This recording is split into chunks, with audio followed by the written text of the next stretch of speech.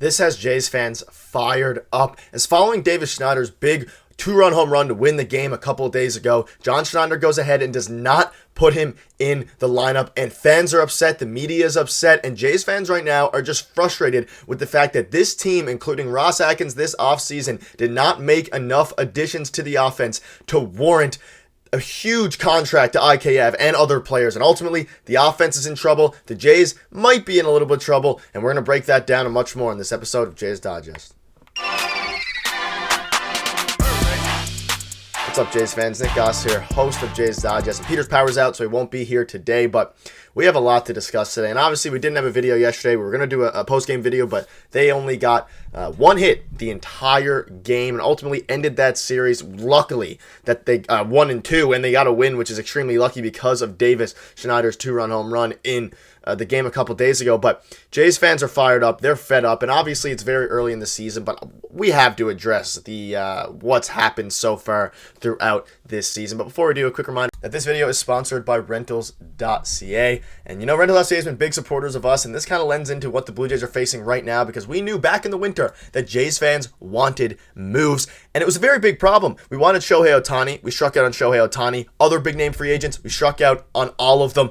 And Ross Atkins is under fire right now, and if you think it's time to shake things up in your life, like the Jays probably should have in the winter, then it's time to move. And Rentals.ca has you covered. They are available coast to coast. You can rent condos, apartments, anything you're looking for. Rentals.ca is the place to go. Their website is super clean, super easy to use. They are Canada's largest apartment hunting network. And the best part is you can go on their website and get previews of the exact type of apartment or whatever you are looking for. You can check it out with Rentals.ca. And they've been huge supporters of the Blue Jays. They've been huge supporters of us. So make sure to check them out in the pinned comment and the description as well. And thank you to Rentals.ca for sponsoring this video. Obviously, a couple days ago, I made the video, Davis Schneider, huge win. The Jays were in an okay spot, but I mentioned in that video, despite them winning that game on a little bit of luck by Davis Schneider, obviously the home run wasn't luck, but just the fact that they didn't get any offense going and then ultimately got a big home run.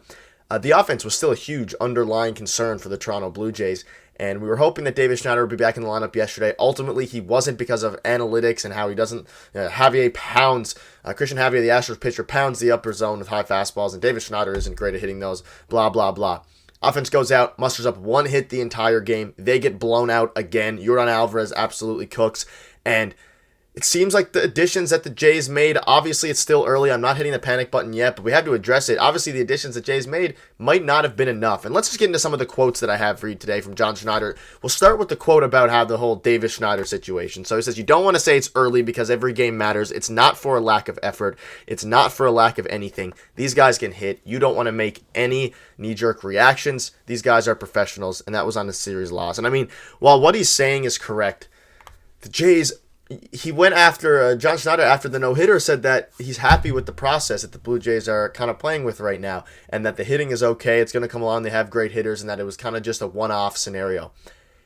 Hasn't been a one-off scenario. Obviously, we saw in yesterday's game, the day 2 days after the no-hitter, they got one hit by the Houston Astros. We saw in the Rays series, 2 of those games, they got basically not no hit, but they put up no offense whatsoever. So it's not at the point now where they are hitting the ball well. They have certain games where they hit the ball well. You'll have a home run here and there. Justin Turner's been the shining light of the season for the Toronto Blue Jays, and Davis Schneider as well with 2 home runs.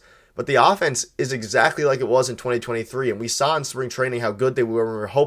We were hoping that would be able to translate, and ultimately it has not translated to the major leagues regular season.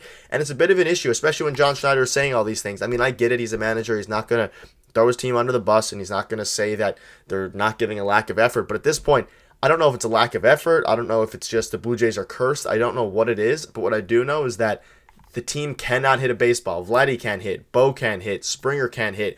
Alejandro Kirk can't hit. Dalton Varsho can't hit. None of them can hit right now. We all know they're capable of doing it and doing very, very good. We saw it, 2021, even 2022 to a degree. But the past couple years, it's been a complete fall off, and who knows why. And this is what he had to say about the whole Davis Schneider thing. He said, John Schneider says the Blue Jays are open to seeing Davis earn every day at bats. Today, Jays like the matchups of IKF and Biggio, so that's how they're starting the game. Spoke to Davis pregame to check in. And I mean, if you watch yesterday's game, ultimately, I mean, IKF's having a fine season. He's getting on base at a decent clip. He's playing very elite defense. But the Jays needed offense. We saw that last year. They traded Lourdes Gurriel Jr., they traded Teoscar Hernandez.